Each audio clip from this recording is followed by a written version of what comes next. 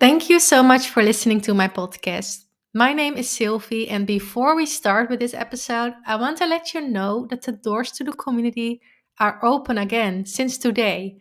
You are able to join the community until coming Sunday midnight, so make sure you are on time. Click on the link in the description or go to theconcussioncommunity.com. Hope to see you there. For now, let's continue with this episode. Yesterday I could do something, but today I can't. How do I explain this to others? When you have a concussion or a post-concussion syndrome, you know that each day will be different. On some days you can do a lot of things, on other days you just can't.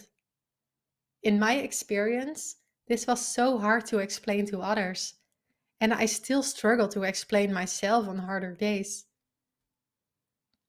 On the days I feel good.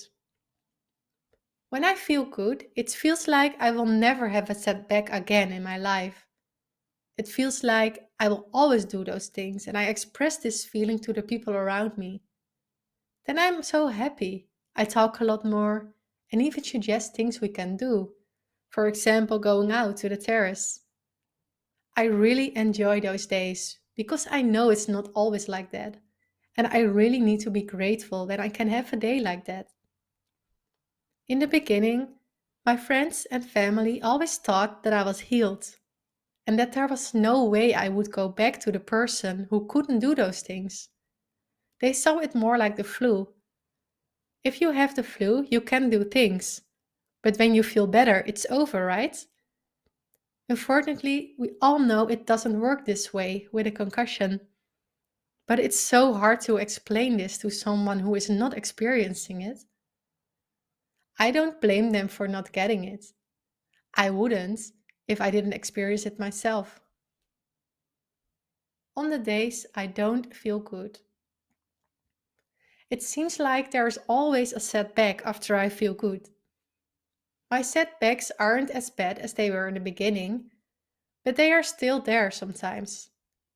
It's always such a disappointment when I experience a setback again, even after these years. Some setbacks last a day, but some of them last a week or longer. When I feel good, I always hope that it will last forever.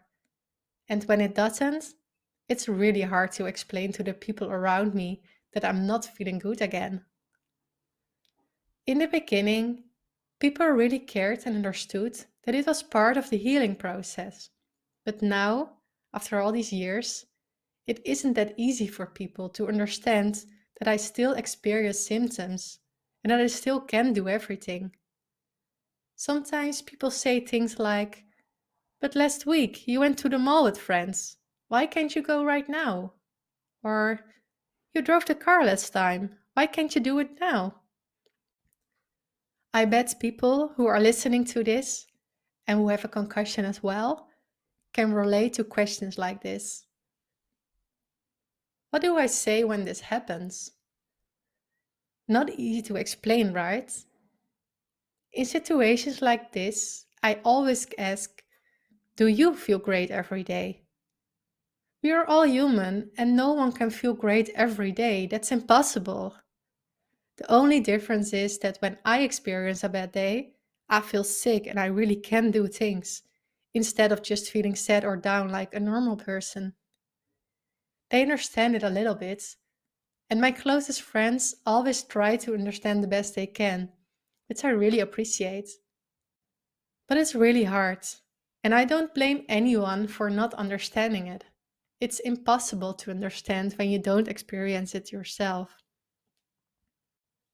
The hardest while having post concussion syndrome is planning.